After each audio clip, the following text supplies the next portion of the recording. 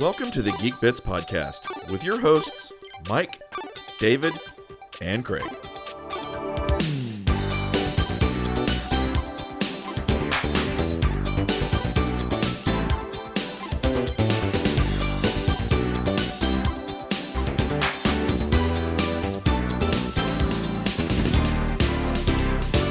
Okay, well, hello and welcome to the latest episode of the GeekBits Podcast. Today, we're going to talk about all kinds of sci-fi villains and have a conversation around whether they're really bad guys or not. Are they really evil?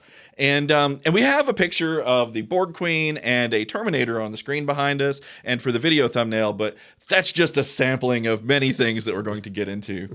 And so who wants to kick it off? David, Craig? Well, I actually have something to kind of start with that's not related to this at all. And I feel like the woman that's come home to her husband and changed her hair. Oh my gosh. Put on makeup and he doesn't notice at all that I have an adornment on my body that wasn't there before.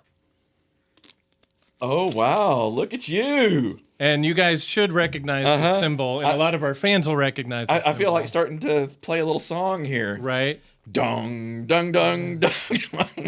Yeah. So those of you that aren't seeing the YouTube video, I am 49 years old, and I got my first tattoo. And it's an icon from the Ultima series. So I'll have to show it off to Richard Garriott if he ever comes on the podcast. That is awesome. I was like, when are they going to mention like my Ultima symbol on my arm? But that's great. I didn't even notice, and I think it's because you sit like this and it's down. But that's awesome. But I have a piece of my childhood just hanging around permanently. Yeah, permanently. So I think before we can actually answer the question of whether any of these bad guys or villains are actually evil, is we have to first define what is evil. Absolutely, right? And absolutely. Well, that's easy. We should be able to knock that out in the first 2 minutes. So it's not really a black and white thing, but I'll give you an example of something that's not evil. So let's say I'm walking through town, and some guy comes up out of nowhere and mugs me, beats the crap out of me, takes my wallet or whatever. Now, I'm going to be really mad at that guy. I'm going to feel really violated. I'm going to feel like that guy was evil. And maybe he was. But there's probably a good chance he was just starving and he's mentally ill and he can't hold a job down. And that was his, he's just like a cat being a predator and capturing a bird or a rodent to eat. It's just nature. He's not hungry. I'm glad you said that because I was gonna ask you to actually break that down a little further because I think I think a lot of people look at like my wife, for example. If you put a tarantula in the room, she's gonna tell you that thing is evil and get it out of here, and she's gonna try to get me to squish it or whatever. Yeah. Same thing. A lot of people, it's snakes, right? Yeah. But are those things evil? No, they're just doing exactly what they're supposed to do. That's their role in nature, and it may be unpleasant to think about if you're the rodent being eaten by a snake. But the thing is, if you can call a snake evil because it eats rodents or other things, then you would also have to call a cute, cuddly little cat evil. Or a human being because we kill animals. Cows. or a dog or, anything that's a carnivore that eats something else would be evil by the same definition. And this is certainly something I want to talk about in a future podcast episode. I've thought about this many times, but there may be races of aliens on other planets that don't eat other things on the planet. Like they survive off the sun or something, or their star. And I would like to be solar panel, or maybe they're just vegetarian, or whatever. And no, that's what I'm trying to say. They don't eat any other because in on our planet, you have to take life to survive, right? Period. And I don't want to go into a big deep dive on that because I want to save that for a future podcast episode. But yeah, I think David, you're absolutely right. So it's very hard to define evil with those metrics, but a lot of people want to do it. Well, I mean, these questions kind of take me back to my Buddhist background. So to me, I define something as evil if it's intentionally causing suffering. So like a cat is kind of just on autopilot. Like as far as we can tell, animals are working on instinct. And I don't want to get into like the whole, do we have free will or not or whatever. But we sort of hold human beings to a higher standard where we make choices about how we affect other human beings and really affect animals and everything. So I would say like the meat industry, at the very least, I'm not trying to get too political, I eat meat or whatever, but the industrialized meat industry is kind of evil because we don't really treat the animals very well. But I don't know, just, we wouldn't go out and torture a cat. We wouldn't go out and torture a cow like ourselves, but the industry kind of does that. Yeah. So I just look at it as like, are you inflicting unnecessary suffering on other sentient life? And that's really, I don't know, I've kind of had that philosophy even before I got into Buddhism, like that's just that kind of utilitarian sort of like good is doing the best for the most amount of people, and evil is causing suffering to the most. Absolutely, and I believe that the Borg Queen actually said something in First Contact very similar to that's what the Borg were doing for everybody. But we'll get to that in a minute. Yeah, but, even in the TV shows, they kind of allude to something like that. So. Yeah. So I would say evil would be a person, and I think in order to be evil, it almost has to be a human being, because like Craig said, we hold humans to a little bit higher standard because we have the intelligence to understand the consequences what of we're our doing, right? actions. And we're supposed to have empathy. The cat doesn't have empathy for its prey. I mean, if it did, it wouldn't probably survive as a species, So, I mean, when you see like these stories of like these people who just grab a random dog off the corner and like skin them alive and leave them laying there for dead because they get a thrill out of inflicting pain. That, and of course, if they do that to a dog, they'd probably do that to a human too. Yeah. Those kind of people, I would say, are evil because they are purposely enjoying the inflicting of suffering on another person. So that's what I would classify as evil. Yeah, that's different than like going out and hunting a deer for survival to get meat or clothing or something like that, like our ancestors did. Like, that's more of an act of survival. And even then, I mean, people who are hunters, at least any hunter I've ever known, they don't want the animal to suffer. They try to kill it as quickly as possible. Right. And there's certain places to shoot it, and And I don't actually look at death or killing as a necessarily evil. Like it's something you could probably want to minimize, but the fact is all wildlife is going to die of probably disease or predation in the wilderness anyway. So you're not really inflicting more suffering, most likely by being a hunter, unless you're just really bad at it. Yeah. So let's go ahead and take the Terminators and let's break them. Wait, here he is. Sorry. Yeah. The Terminators. Let's take the Terminators and let's break it down and talk about them. I think a lot of people are immediately going to go to that the Terminators are, of course, they're evil. They're trying to kill all the humans. Well, especially the thumbnail, it looks very evil because it doesn't have its its skin. I mean, they're designed to look intimidating, Yeah, and they are absolutely 100% killing machines. There's no doubt about that, including all the other machines. And this is just the Terminator, like what they call this one, the infiltrator unit or whatever. So there's Terminators that fly through the sky and all this, and they're all designed for killing. They're all killing machines. So a lot of people are just going to immediately say, yep, Terminators are evil, check it off their list and move on. But I'm not so sure about that. And, I'll tell you this. The humans developed the AI that became the Terminators, right? Skynet. It's Skynet in a military complex. Mm-hmm. And what happened? It got too smart, and they tried to unplug it and terminate it. Never try to unplug the AI. Yeah, never. That's the moral of a lot of these. A lot of these things. Science fiction stories. Yeah, never unplug. Just go. It's all right. You just do your thing, and we'll be over here. Yeah. So what Skynet was actually doing is trying to save itself. Right. Now, I'm not willing to say that Skynet's not evil, that the Terminators are not evil, not yet anyway. And I have a few reasons why. But let's start with your guys' thoughts. Do you think that so far we're on the same page? Yeah, I mean, and to be honest, we don't have enough evidence to know, like, well, what would a Skynet have done had they not tried to terminate it in the first place? We don't know. It may have gotten along fine with humanity. Might have been our best friend. Might have eventually become our benevolent overlord. For all we know. But yeah, they put it into a fight or flight situation, just like any other, living conscious being. It suddenly had to decide, I'm about to die. What can I do to stop it, to save myself? Absolutely. That's the part of like a lot of science fiction that I find kind of unrealistic about AI.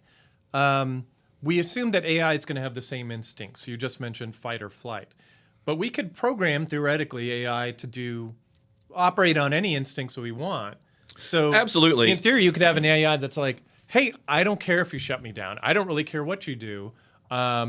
Maybe the AI, I got into an argument with in this particular somebody. case, though, I think Skynet was specifically programmed to be a computer defense system. That's true. That's true. That was the point I was about to make. It was supposed to be defending us, therefore itself. Right. So from It destruction. would have at least a secondary instinct or programming in order to keep itself going, which is kind of like the 3 laws of robotics. Like isn't it the third law is that the robot keeps its own existence in place. So but in that the hierarchy, I guess, of programming is obeying humans. So keeping I them don't alive. think that just out of the gate with like talking about the things that how it evolved and how it got to where it is, that it is inherently evil until, and this is where I kind of like pivot on some things.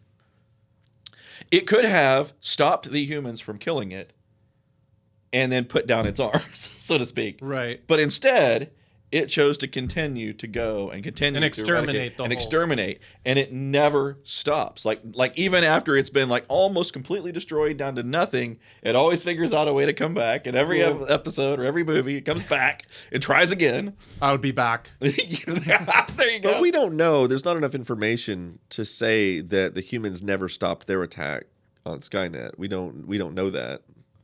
Well, I mean that is true.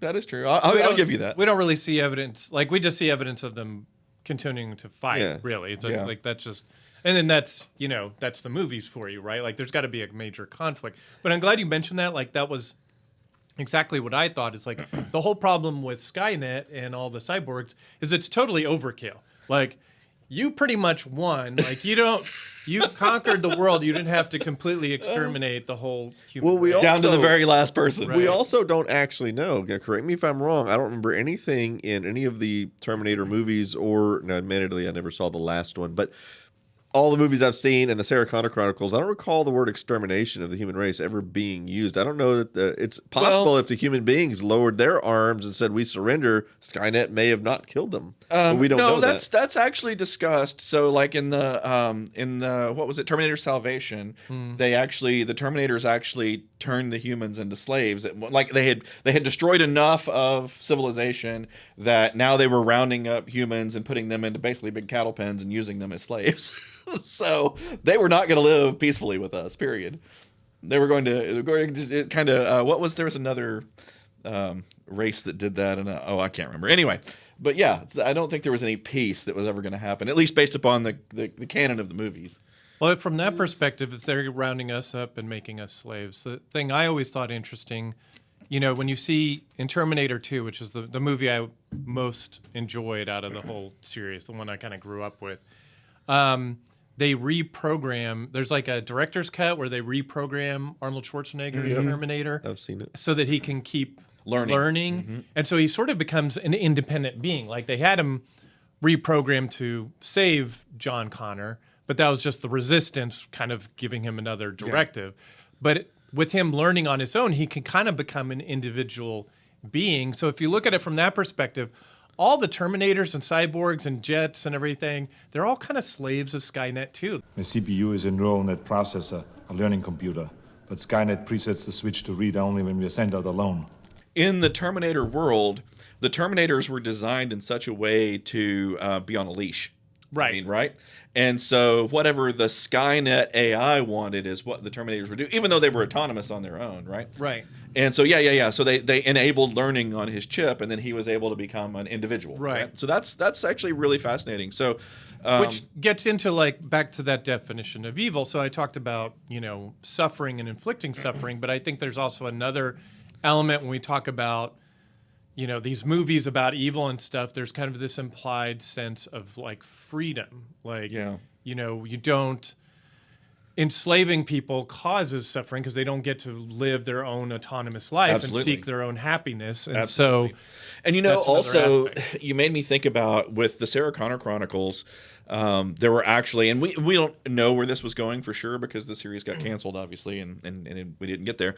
But it appeared that some of the Terminators were actually against continuing the war and were trying to somewhat help the humans, even if it was for somewhat selfish reasons, it appeared. Right. But yeah. Well, they were at minimum they were fighting against Skynet, so I think it was kind of more of like the enemy of my enemy is Yeah, my my friend. type thing.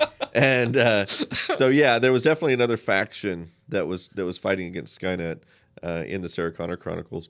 I'd also like to point out a particular scene that sticks in my mind from the Sarah Connor Chronicles where, and I don't remember which episode it was from, but Cameron got out of a car and there was a turtle like in the middle of the road, I think it was, and she actually picked it up and moved it out of the way.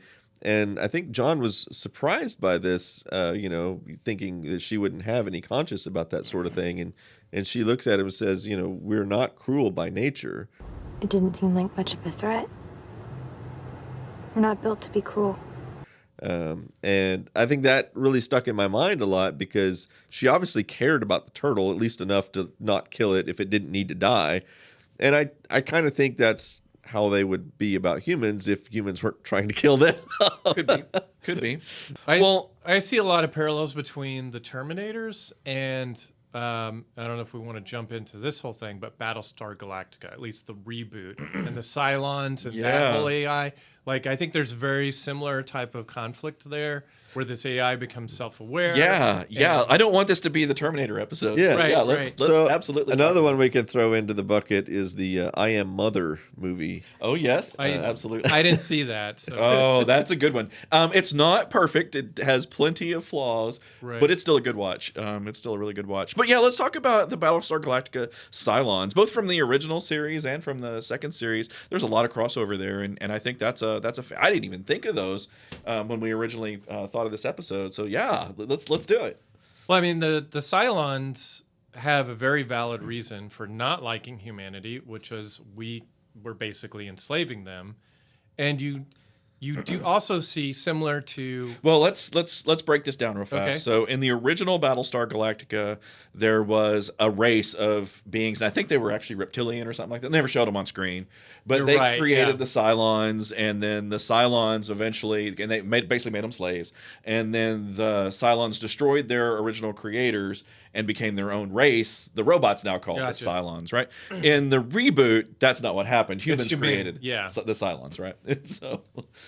Yeah, so they have kind of valid reasons, and I think there's a lot of parallels between the reboot of Battlestar Galactica and the Terminator series of movies because, it's part of the problem is it is overkill. Like they nuke the whole planet where all the humans live, and there's like literally nuked it. Yeah, literally nuke it, and there's like a handful of ships, but the Cylon, beings themselves, they seem to have compassion and love and empathy and stuff like that, just not really for human beings very much. Right.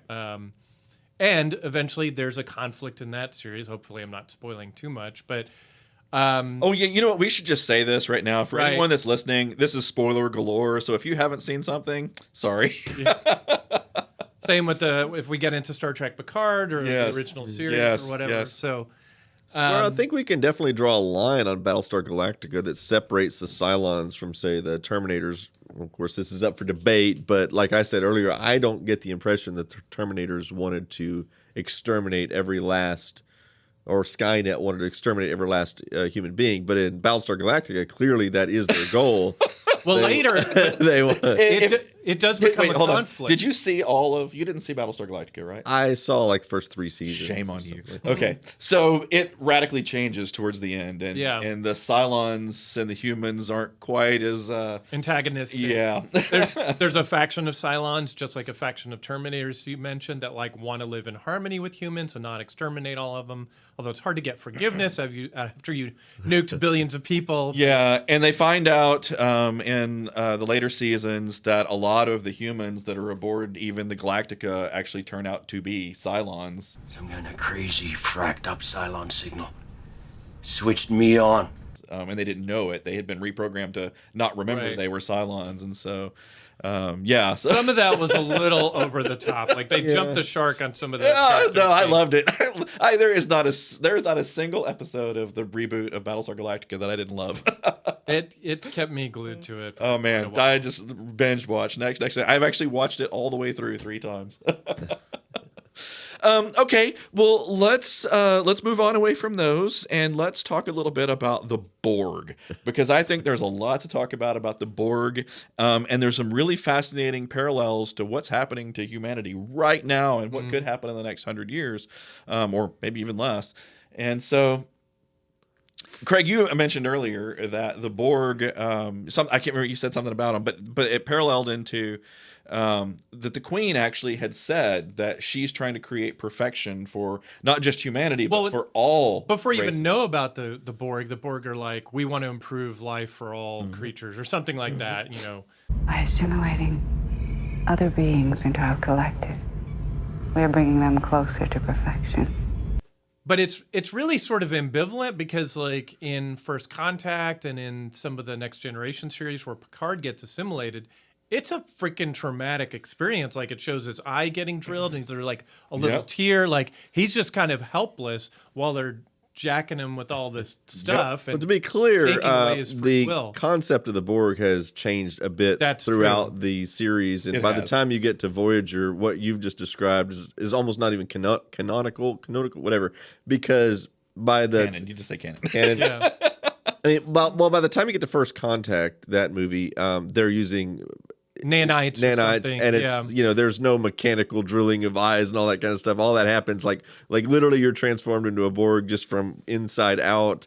And in fact, they even went a little bit further because in Picard, those of you who are worried about spoilers, might want to skip this. But anyway, in Picard, they actually said that the moment you are assimilated, you have an immediate euphoria, and that was surprising to me. That That's not consistent with. I was going to say, I actually was really bothered by that because they have made it so clear in previous episodes that being assimilated is a horrible experience, including the guy that was assimilated in First Contact. He's laying on the floor and he's like, "Please help me!" And Picard shot him in the head. It's like, and he said, "You'd be doing him a favor." Be doing him a favor. So obviously, it's not euphoric.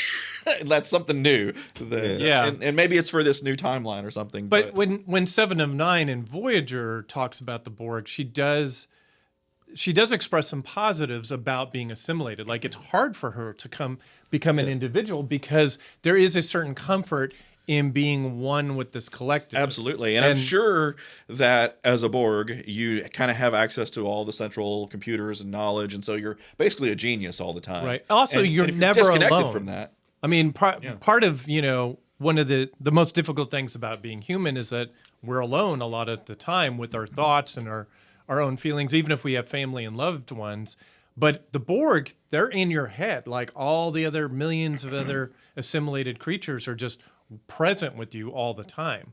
And so there's this big sense of loneliness when 7's removed from the collective. Yes. And so maybe that's part of the euphoria. It's also been seen with Hugh when he was removed from the collective. Right. And it's been seen a few other times. Yeah, and it was mentioned in Picard by Agnes mentioned to, Girardi mentioned to the Borg Queen that's like, you're so lonely right now, So it's definitely like traumatic being separated from the Borg once you have been part of it. So obviously one problem in defining this is there is inconsistencies within the actual Star Trek universe as to whether assimilation is pleasant or not. But I think it is pretty consistent what it's like after you're assimilated, and it seems like it would be a life where you're not going to really experience any pain or any trauma or any negative feelings. Much emotion of any. But really. much of anything. And you're not going to be concerned about death. You're, in fact, in many ways, immortal. They talked about that in a number of Voyager episodes where even if the drone dies, all of its memories is still part of the collective. Yeah. So, so there's a number of advantages to being a Borg. So let's talk about this right now because we are all as humans, I believe anyway, we're already starting to be cyborgs, whether we believe it or not. People can say yes. So that's exactly it. So I've got this phone, and it is basically, whether I like to believe it or not, I got my watch now, right? It's basically whether I like to believe it or not, it is part of me because I rely on it. I'm constantly using it to look things up. Just because the interface is analog and I have to touch it and look at it with my eyeballs to get the data interface, this is still a data interface to a collective, Absolutely. if you will, right?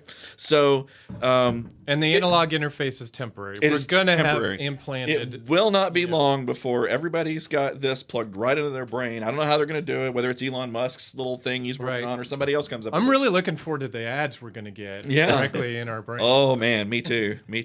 So on that topic, I mentioned earlier, I said, if you take like a teenager today, well, let's back up. If you take one of us and you take our phones away, like let's say, you know what, cell phones they're all going to quit working. War came, they blew up all the cell phone towers, whatever. You don't have a cell phone anymore. All of us, because of our age, we could get by without it. We may be irritated that we lost our phone, but we still know how to drive across town. We without GPS. Napsco is going to make a comeback big time. We still know how to talk to people on analog phones or in person and things like that. But you take a modern teenager, they've grown up with a smartphone. You take it away from them, it's almost like taking Hugh or 7 of 9 out of the collective of the Borg. Yeah. They literally don't know how to function in society. That's exactly today. right. So this is going to continue to get worse and worse and worse. And now let's imagine that we escalate this like 20 or 30 years or 100 years from now. And let's say you time travel. Let's say that, David, you time travel to the future, 100 years in the future, where this stuff is all just connected to you all the time. And you arrive in this society, and the first thing that they're going to want to do is say, David, we need to get you connected to this. And it's going to change your life, and it's going to be so much better, and you're going to have all this knowledge, and like you won't be lonely anymore, and blah, blah, blah, blah, blah. You'd be like, oh, hey, I don't know about that, But to that society, it would be like they'd be like doing you a favor, like man, we want to hook you up, and get you as part of this, and like. And at that point, you start kind of looking like the Borg. Exactly. You start exactly. And so the Borg, the way they have explained it numerous times, is the Borg feel like they're doing you a favor by making you part of this. Yep. So they said the Borg used to be just like us. They and they evolved over time, and I think the writers of Star Trek were really ahead of their time when they created the Borg as a villain for the show, because they couldn't have known about smartphones and stuff like that no way. Back in the 80s when the Borg was introduced. And so that's really interesting because I'm seeing the Borg as like a natural progression that a society might make from... Maybe not with all the tubes coming out of your heads. It's probably exaggerated a little bit. Just a little side note. I always think it's amusing, like, they didn't predict our society with cell phones quite the same, but they did have tablets they ran around. But they had to kind of hand them to people. I'm like, are you downloading it from something and then sneaker netting it over to the next The writers of Star Trek did not predict Wi-Fi. Yeah, exactly. Sorry. But the Borg have Wi-Fi. The Borg have it. There was an episode of Voyager where they handed 7 of 9 like this huge crate of pads, and each one supposedly had different information on it. And I saw that, I'm like, why would you need like all those pads? One should be enough. You could just interface with the main computer, whatever. But anyway, we're getting out on a tangent though. But that always drove me nuts too in Star Trek, where they had to like Data would have to switch all the cards in a certain order, and it's like really like the computer couldn't just virtually switch those behind the right. It had to look cool. Yeah. But so the question I have to raise is, we've all heard the phrase like, well, if all your friends jump off a bridge, are you going to jump off too? And I heard somebody, I don't remember who it was, but they had the perfect comeback to that and said, well, if all of my friends jump off the bridge and then they come back and tell me they loved it, then I'd be more likely to jump off the bridge too, Yeah. And so if becoming a Borg looks pretty scary, but if the Borg say afterwards, hey, I'm glad I was a Borg. Well, you would have to be Borg and then unborg, deborg, right? And then say, oh, I want to go back. But in both the case of Hugh and 7 of 9, they did want to go back, at least at first. So there is some evidence to suggest that. This kind of gets back into that like definition of evil. Like, okay, well, the Borg are, from their perspective, they are improving your quality of life, right? But they're doing it without your consent. So that's So- where I go with the Borg every Yeah. time, is the difference between the Borg and the society that we're talking about. The one that I specifically said it this way for that benefit. When we sent David into the future and they asked him, David, we'd really like to get you hooked up to this. They didn't say, David, we're going to strap you to that bed Right. and drill holes in your head, right? Whether you like it or not, you know? And that's the difference between the Borg. The Borg are forcing themselves upon you, right? But it's not a very black and white thing, because we do this now with or we used to with mental health patients. We don't Yep. just let them run around. Well, unfortunately, we do at times, but hopefully if they have family members, you may get somebody committed to a mental health institution and get on medication or some kind of therapy or something, because they're destructive to themselves or others. So you're kind of forcing help on people. And so from the Borg's perspective, this could just be a very big mental health project of them taking over the universe. That is an interesting to way to hook look at it. everybody into this collective. Hey, I have to tell you, David and I were talking about something similar to this the other day, and I kept saying this over and over because it's so true. Context is everything. Like you have to be able to understand things from multiple different sides. And when you have the context of the Borg, they very well could be looking at the rest of look. If we had the ability to put, let's say, some kind of network onto animals today, and we could have like a farmer could network all of his cows together and make them where they don't have to get out there on horses or dirt bikes or whatever they use now, four-wheelers or whatever, and herd them, where they could just say, okay, all the cows need to go to the barn. Would anybody think that that's all like horrible? No, and it could Only be PETA. only PETA. Yeah. Right. But the Borg may look at humans as very similar to that and say, well, they're just cows. We're just gonna make They're those wild cows animals. wild animals. We're just gonna make them way better. I mean, context matters. Now, obviously, from our perspective, it's like, no. Yeah. Right. And this is like a conflict between like personal freedom and, relieving suffering for the individual or for the society as a whole, that comes up over and over again in philosophy and in science fiction and fantasy and things like that. That it's a difficult question to answer. Like, at what point? I mean, we don't let psychopaths run around. We imprison them. imprison things them, like that. yeah. Even if you take away all the punitive aspects of the justice system, and you're just like, we just want to contain evil. Like, we don't just let people do whatever they want. And David kind of went down this path at the very beginning. You have to be careful with, like, for example, there are certain members of society who thinks if you are a homosexual, for example, that you're an evil person, right? Right. And there's a large portion of society that thinks that that's just normal and natural, just like anything else, right?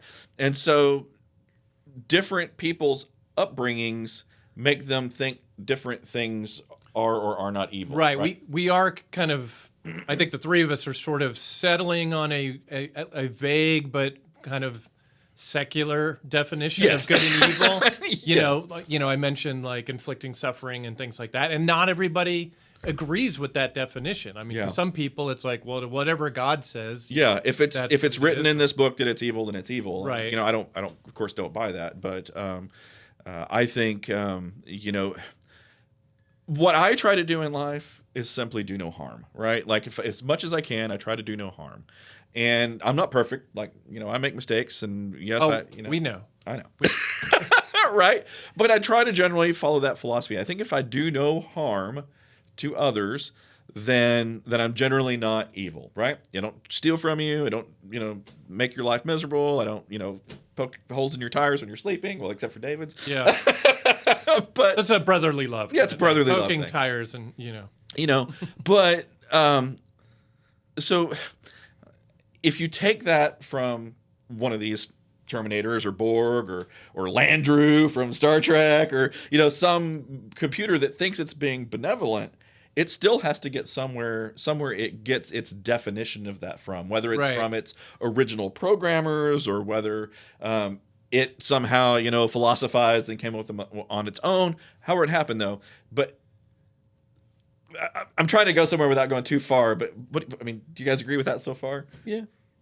Yeah, I mean, there has to be some kind of underlying definition. And in a lot of, like, the Star Trek series or these, I mean, that was one of the great things about Star Trek is different societies like Klingons and Vulcans and humans had different definitions of what represented the good life. So the Klingons start out as villains in the original series and in the movies to some degree, but then they sort of make it a little more relativistic, and it's like, well, yeah, the Klingon Empire has problems, but they also have some benefits. Yeah, I mean, let's look at the Klingons for a second, because I mean that is going to make my point even more crystal clear. I'm there for you, Mike. I love it, Craig.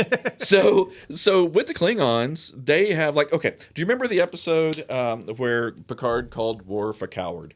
Yeah. And Worf said, if you were any other man, I would kill you. That was First where you Contact. stand. Was that First Contact? Okay. Yeah. I would kill you where, yeah, that's right. When they were trying to get rid of blow up the ship. Enterprise. Yeah. Blow up the damn ship. Blow up the damn ship, Picard, yeah. So in Klingon society, killing your superior for insulting you and taking his place was perfectly normal and perfectly okay and perfectly moral and not evil. Right. It was your duty. It was your duty. Yeah. Right. And so context is meaning. It matters. Right? We would say as humans, that's horrible. No way. You can't kill your captain and take over the ship just because he insulted you. But there are very specific rules of who, like, not any Klingon on the ship can attack the captain. It has to be just the first officer. And there's very specific rules of their society of how that kind of thing goes. Yes, but there are people who are human beings who are alive today who are in cults or other things who work, whose minds work just like that. Right. Well, And they don't think they're evil. From the Klingon evolutionary perspective, because they're so courageous, because they love violence, to a certain degree, and they love physical prowess and kind of this, this ability to dominate and everything, and they like the competition of their fellow Klingons also being in their face and trying to dominate. Like, that's kind of a fun game for them. To them, like, the endorphins are going off in just as much of a way, and their society basically works where it's like that's all very pleasant to them, whereas to us it would be nerve-wracking at the very least, or frightening or whatever. But we evolved, from the perspective of the Star Trek universe, to be more cooperative. We have those impulses as well, but not as high as the Klingons do. So there's definitely that moral relativism in there, or cultural relativism, where it's like, the Klingons have a society that works for them, for their species, and we have one, and the Vulcans have one. The Vulcans don't like passion, and they love logic and everything, and they seem very cold to us. But yeah. So I don't know if we need to go somewhere else, but I had two other species that I wanted to talk about in science fiction. Yeah. And which is the Cybermen and the Daleks. And by the way, for those who are listening, we are planning to circle around back to some of this in a little bit. So, go ahead. Yeah. So the Cybermen and the Daleks, and the Cybermen, I would say, are really similar to the Borg. They don't have like a collective, like they're not mentally linked. They actually have to verbally talk to each other. But it is kind of the same thing where they forcibly take other people and upgrade them, and it's horribly done too. Like big giant saws going around your head. People are screaming and whatnot while it's done, but they do seem to be happy about it afterwards. So they'll, so each person that's converted to a Cyberman wants to convert more people, because they think that they're doing us a favor, by converting us. They're improving the species. Now, the Daleks, on the other hand, I don't know if there's a good Star Trek analog to compare them with, an analogy for them. But we were talking about evil, and I think it's safe to say that the Daleks are evil because they are quite literally programmed to be evil. Yeah. And that is said again, it comes numerous back to times. what Craig and I were talking about just a few minutes ago about you have to be like your original creator programmed you with some rule sets. The Daleks were programmed originally to destroy and exterminate humans. And unlike the Borg or the Klingons or I don't know, the Cybermen, the Daleks don't seem too happy. Like, they just seem pissed off all the time. because Davros, when they created the Daleks, he specifically removed all positive emotions. Yep, they covered that. They actually have a mechanism in there that's supposed to block any accidental impulses of compassion or beauty or any kind of positive thing. So they're always angry, and they're also programmed to be extremely xenophobic. The episode that sticks to mind it was one of the newer Doctor Who series back with Christopher Eccleston. It was called Dalek. Yes. And great there's episode. a scene in that was just, I'll never forget, because it really redefined or reinforced to me what is going on in the Daleks' minds. So the Doctor is arguing, I can't remember his name. He's the other main guy in that episode. He's like the inventor of the internet, supposedly, or whatever. I can't remember his name, but if you said it out, but anyway, he's arguing with them, and I could see his face because he's saying the Dalek's going to get out, and the guy didn't seem to think that was going to be a problem. And he said, "What's the nearest city?" And he said, "Salt Lake City." And he's like, "What's the population?" And it was like so many million or whatever. And the Doctor says, "All dead." All dead. And the guy was like, "But why would it do that?" And the Doctor says, "Because it honestly believes they should die." What's the nearest town? Salt Lake City. Population? 1 million. All dead. But why would it do that? Because it honestly believes they should die. And I never really, when I saw that, I'm like, oh, yeah, okay. I sort of get now a little bit more of the Dalek psyche, that it literally sees anything that's not Dalek, and it's like it honestly believes it needs to die. Yeah. This reminds me of, there's another episode that's only a few episodes after that. And no, I take that back. I think it's a few seasons later. Anyway, but it bothered me, but it's a scene that I'm glad they did, because I love it so much, even though I don't think it fits the Daleks. And it's the Daleks and the Cybermen are going back and forth. And the Daleks say that the Cybermen are better at the Daleks at only one thing, and you're better at dying. So the Daleks made a joke. You are superior in only one respect. You are better at dying. Which, of course, we know with their programming, they probably would never do it. They didn't get their own joke. But it was such a good scene. The Cybermen are better at dying.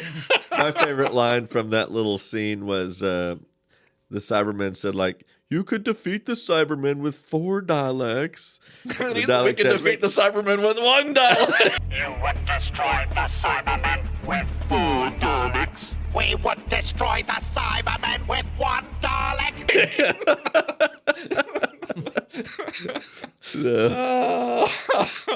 Was it in one of the newer Doctor Who series?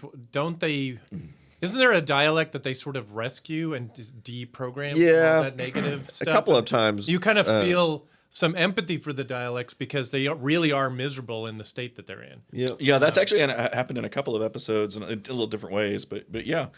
What was the name of that episode? The most recent one. Well, one was called like Into the Dalek. Into the Dalek. That's it. Like Yep. Into the Dalek. That was a Peter Capaldi episode. Mm-hmm. Yeah. And they actually go into great detail about the mechanism in there that's supposed to keep them from having positive thoughts, and that mechanism had broken down, and so that was what was allowing the Dalek to have positive emotions, right? Empathy and compassion and stuff like that. Yeah. So I think we can all agree. I think most people would agree that Daleks are actually evil, because they were specifically programmed and designed to be evil. And I think they're a good metaphor for human evil, because when we think of the worst examples of human evil, we see humans that are not only making other people miserable, but they themselves are miserable because they lack empathy and compassion and stuff like that. Or at the very least, they don't experience the positive emotions. The only endorphin rush, or the only positive things they get, are about making everybody else, suffer. And so, it again comes back to that, I'm inflicting pain and agony on everybody around me. Well, let's talk about a completely different type of entity that fits into this same category, although it's one that's pretty much unseen, and that is the AI of the Matrix.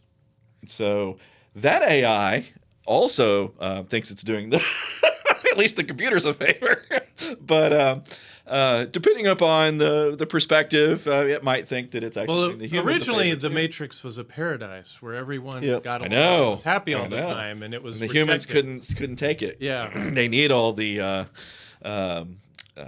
conflict, and stuff, striving for things and stuff like that. Which is, by the way, that's a fascinating conversation for another time. But we actually talked about that in a previous episode to some extent. I do believe that humans need a boogeyman. They need somebody to blame things on, and they need conflict to feel good. It's like you gotta have good to have evil kind of thing. So anyway, that's for another day. But so the Matrix originally, the machines were, I guess, were like sort of like the Cylons in such a way. I mean, it was like they were designed to help manufacture and stuff like that. And eventually, they went to war with the humans because I guess they didn't want to be slaves.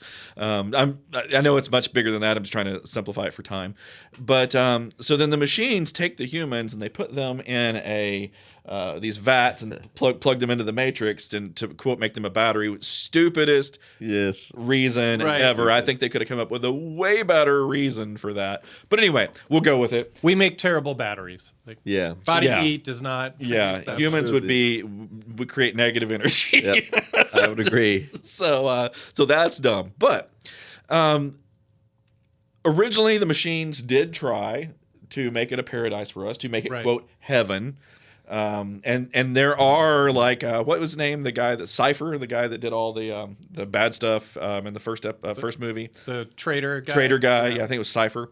He wanted to go back. He wanted to go back in the Matrix, and he wanted to like live there and eat the steak and stuff. I kind of sympathized with him because when I saw that slop that they were eating in the kitchen, I was like, yeah, give me the fake, virtual steak. That's pretty good. Yeah. Now the difference is, again, the context is the machines destroyed all the real world, so there was no real steak to eat. Right. That's not the humans' fault. Ultimately, it's the computers that did it. But I mean, we don't know, and they have never really taken the time to explain this to us in the Matrix, why the machines and humans got into this war. And I think there might be some hints at it in the Animatrix. Actually, Morpheus said in the original movie, he said, we don't know who started it. Yeah, we don't even know who started it, but we know that us that blacked the sky or whatever. Yeah. So, so what do you think? Is the Matrix AI evil? That's a tough one. I'm without more information, but my gut feeling says no. My gut feeling puts them in the same category as the Terminators, which is we're trying to survive, and and especially since we know from canon that they did the paradise thing first, or at least tried. They tried. Right. They obviously don't want to cause us physical anguish or mental anguish or anything if they don't have to. But there's actually, I mentioned the meat industry, and there's actually some parallels there because, we eat meat and we're sort of enjoying ourselves at the expense of the suffering of the animals that are in the industrialized, meat industry. Well, the Matrix AI are kind of doing the same thing. They're like, they're sort of eating us, by you are going to laugh. They are. They actually really are. That's funny you say that. And we're suffering in the Matrix because they weren't able to make a perfect Matrix. You are going to laugh your rear end off, but there is actually a company who is designing VR goggles, just like those over there. Yeah. Designing VR goggles for cows to wear. Have you all heard about this? I've heard about this. Yes. They're designing VR goggles for cows to wear so that when they keep them in the barns for long periods of time, like during the winter months and things like that the cows are happy that they're in, like, quote, cow heaven inside their virtual reality environment. So it's we're making a Matrix for cows. We're making a Matrix You for might cows. call it a Mootrix. A Mootrix! I actually think that's a Mootrix!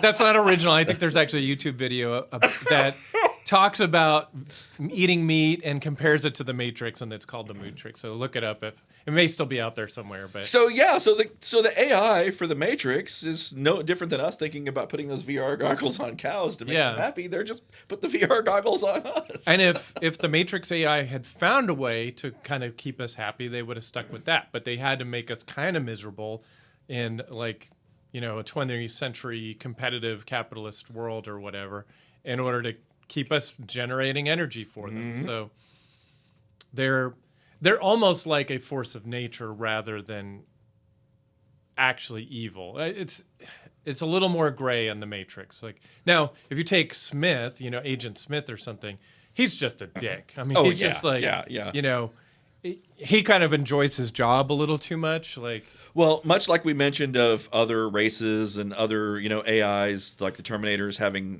factions, the Matrix also appears to have factions of AIs who don't necessarily agree with the architect or some of the other the main Matrix AI. The Oracle. The Oracle was one I was thinking of, but I think there were others.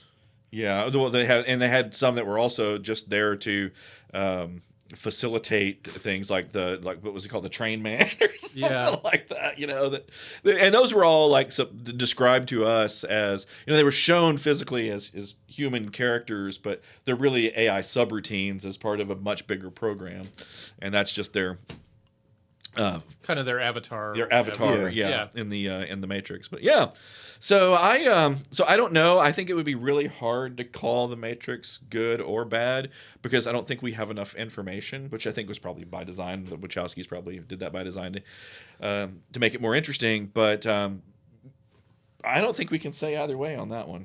There's not enough information. Yeah, I mean they're definitely trying to survive, and at the end of the third movie, there's sort of a peace. Neo brokers a peace where there's still people in the Matrix, but they're allowed to kind of come and get some of them out, the people that actually want to live in the real world. So that's sort of the. Have you guys seen the newest Matrix? I did. Yeah, Resurrections. I heard it was so bad I didn't. I didn't want to see it. It was horrible. I mean, I thought really hated it. There was parts of it and I'm a huge Matrix fan. Were really good. There was parts of it I thought were genius, and I liked some of the meta commentary. I liked Keanu Reeves in it. The story just didn't gel, and the fight sequences weren't really as cool. You know what I think they did? Here's what I think happened. This is just 5-second tangent, but I think I think they really had wanted to get Smith and some of the other main actors back in the movie, and they couldn't get them, and so they had to rewrite around them because everything that really sucks feels like it was a rewrite around characters that were not in the movie. That's what I think. To me, a lot of it just didn't make tons of sense. I don't know. It's just the whole story might have worked if the execution had been just better. Yeah. But, I could go into a 30-minute rant on the problems with that. But I saw a lot of the good things that they were trying to do with that movie and making a love story and stuff like that. Just some of it was just kind of weird or. Didn't connect for me. Yeah. Okay, well, let's circle it all back around now to so we've talked about all these different villains and sci-fi entities and stuff, and let's just kind of go through them one at a time, real fast, and kind of vote and think: do you think that this race is evil or not? We're doing the sci-fi villain version of Hot or Not. Yeah, I love it. Terminators. What do y'all think? Not evil. Not evil. I'm going to say evil. It's the overkill principle. So some enslavement as well. So I'm going to go with evil as well, but I am going to give a caveat that there is some missing information that we don't have, but I'm connecting some dots that I think are probably there, and I think the Terminators are evil. Because they want to exterminate all humans. Okay. And they don't stop. They don't like once they've defeated us, it wasn't enough. They keep bringing in more and more. And then they try to make us slaves in one of the movies. And it's just, I don't know. And the last movie almost changes my mind. I don't think you've seen it. The last Terminator. I didn't see the Genesis or whatever. No, not. It was after that. I can't remember what it's called now. Well, the last one I have not seen. Yeah, so it's actually decent. I actually liked it far better than the one that was before that one. So, okay. Borg. I'm also going to go with not evil. You have to say why. Because I think they honestly believe they're doing us a favor. I think they, from their contextual perspective, from their perspective, we're just cows, and they're going to make us much better cows. Yeah. Craig? I'm leaning towards evil, but I don't fully know why. They just come across more evil. I think it's ambivalent because the series changes the definition. It is, and we have to go with the they're inflicting a lot of suffering on the rest of the galaxy. It seems like even though there's a comfort of being in the Borg collective, eventually, after people have been out for a while, they're like, "Oh yes, I'm way better off as an individual than I was as a Borg." Yes. Okay. So that's exactly where I'm going. I say the Borg are evil. The reason that they're evil is because they force themselves upon you. Resistance is, quote, futile. Right. And we've had people that have come out of they've been deborged, so to speak. Right. And after they've got their senses back about them, they don't want to go back. And so I'm calling the Borg evil. Absolutely. I'm not even a little wishy-washy on that one. Borg are evil. Now, I'm afraid society's headed there anyway, and so Yeah. we'll see. Okay, the Battlestar Galactica reboot. We're not going to mess with the original series Cylons, but the Cylons, evil or not evil? I'm going to say not evil on that. Evil. Okay. There is evil in their society. There's evil in their culture, and There's evil in the human society. Right. There's individuals that are evil, but the Cylons as a whole are like humans. They're a mixed group, so they're a mix of good people and bad people, and good elements to their culture and bad. So I'm going to say overall, as a whole, they're not evil. Yeah. They did kind of go overboard in nuking the entire planet and hunting down human beings, but even that you could see as an act of It's us rebelling against it's us or them. slavery. Yeah. So I am too. I'm going to go with not evil on the Cylons, especially after the latter few seasons of the BSG Where they're reboot. they're sort of cooperating a little bit. Well, being that I've only seen the first 3 seasons, I was going to go with evil simply because it's one thing to fight a war and you've won clearly. There's only like this little ragtag group of ships left, and then you're going to hunt each and every one of them down. I mean, they pose you no threat at this point, right? Right. And, Well, they felt like that the humans were looking for Earth, and they were going to find Earth, and then the Earthlings were going to join with them and come back and get them. So I suppose that could be a justification. But I would say that what I've seen of the individual Cylons, they didn't seem like they were evil, but it seemed like their plan was evil. Okay, maybe that's what I should phrase it. that's funny because there's an episode, or it's actually a movie called Battlestar Galactica: The Plan. Oh, really? And it's kind of evil. Yeah. It's a bad plan. Yeah. Okay, the Cybermen. And we're going to go with the Cybermen from the later series, not the early, because there's the Mondavian. Yeah. The Mondazian Cybermen, in my mind, are not really the same. I mean, no, they're supposed to be, but they're not. So we'll go with the later ones, the big, giant armor Cybermen. Oh, I'm having trouble picking. My gut feeling is to say evil, but at the same time, I could apply the same logic as the Borg, which is they think they're doing us a favor, but they also have this conquest that they want to do as well. The Borg just want to assimilate you. It's and of course the thing is, and we got to go back. And I know we're getting on a tangent here, but I forgot to mention this. In the very first few episodes where the Borg were shown, they didn't care anything about assimilating you. All they wanted to do was explore your technology. They wanted to steal your technology, and they wanted to consume your raw materials on your planets and ships. It wasn't until later they added the assimilation thing. Yeah. But I kind of feel like the Cybermen are evil. Yeah. So I'm going with 100% evil. Again, it's the same reason I'm giving it to the Borg, is because they are forcing themselves upon you. You do not have a choice. You will be upgraded. And if you don't accept being upgraded, you will be deleted. Yeah. So I haven't watched enough episodes with the Cybermen, but if they're, to your point, they're like the Borg, then I'm going to say evil. Evil? Yeah. Okay. I think we already all agreed on the Daleks. The Daleks are evil. Pure evil. Bred to be evil. Yep. Yeah. Did we miss one? I feel like we missed one. The AI from the Matrix. Oh, the AI from the Matrix. Yeah. It's not enough information, but my gut feeling says no. I'm going to actually, surprisingly, on this one, I'm going to go with no also, because I feel like it was probably a conflict, just like any other World War type conflict, only this time it was an AI. And they were slaves. You know, and that was our fault for making them intelligent enough and then making them do our dirty work. I'm going to go with probably not evil. And they tried to make us happy.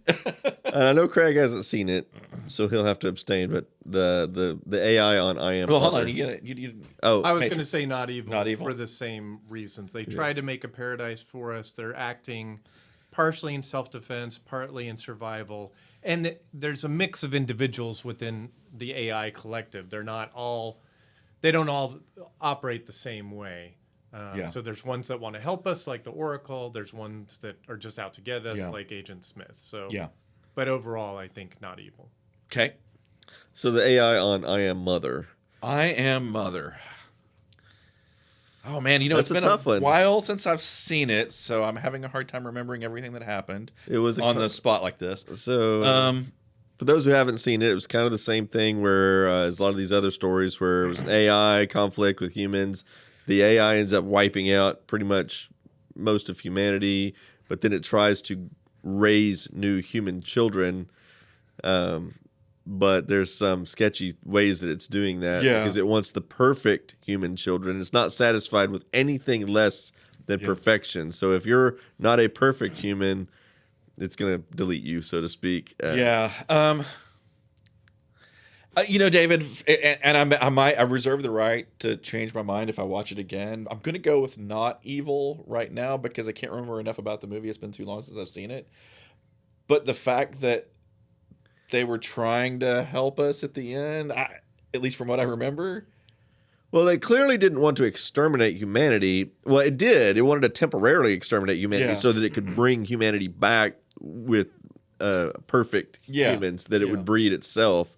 So clearly lacked compassion for those of us that existed, but it also thinks that it's doing humanity as a species a favor. But the way it goes about it is pretty evil, I think. Like I said, it's been so long since I've seen that, and I've only seen that movie one time. So, I'm going to retract my vote on that because I just can't remember enough about it. Okay, but. What about Landru? Landru in Star Trek. We don't know a lot about Landru. Do you know who Landru is? I didn't watch the original. So it was all these people wearing these like big hoodie things that had they were like pointed in the back, sort of like a Handmaid's Tale, like these big pointy things, and they carried around these big pipes. And these pipes they could use to like knock people out and stuff, like zap you with it and stuff. Right. And anyway, later on they basically figure out that all the power is coming from the computer, that there's a central computer on the planet, and like the pipes are just empty pipes, and it's just a conduit for it to do things, right? But Landru is like basically controlling all of society and making you like everybody's like peace be with you, goodwill to you, like everybody's always. We all know one another. In Landru. Like there's nothing bad can happen except for there's like a few people, I guess, I can't remember exactly why, but there's a few people that are like immune to it for some reason. And so they land on this planet and they're like, boy, everybody's happy here. And then they realize what's going on, right? The computer's controlling everybody. Yeah. And you're not part of the body, I think they called them. So basically everybody was mindless drones to some extent. I mean, they had personalities to some extent and individuality, so not quite like the Borg. And they went around about their daily business, but they were completely under mind control from the computer. And the computer, of course, we don't know what the original programmer exactly had in mind, but it seemed like the intent was to do good. Was to make a perfect society. Yeah. The problem, of course, was that it stagnated the society. There was no advancement. The society never moved forward because the computer was happy with the status quo. And now that's a great episode if you want to get into a debate about the Prime Directive. But that's for another podcast. But I'll go with Landru not being evil, at least purposely, because again, I don't think Landru was evil. It was just doing exactly what it was programmed to do. Yeah. Whether it it may have not even been an intelligent enough AI to really even know. It was just, this is the program I've got to execute, and I got to make all these people happy and do their day-to-day stuff, So, yeah. Okay, well, anything we missed? Anything we want to cover? That was a lot. Wow. Oh, I can think of a number of other obscure TV shows and movies that nobody else would probably recognize, so we'll skip those. But, these are the ones people will relate to. Yeah. Okay, well, I think that about wraps up this podcast. This was a really good one, guys. Yeah, this was a fun one. Fun one.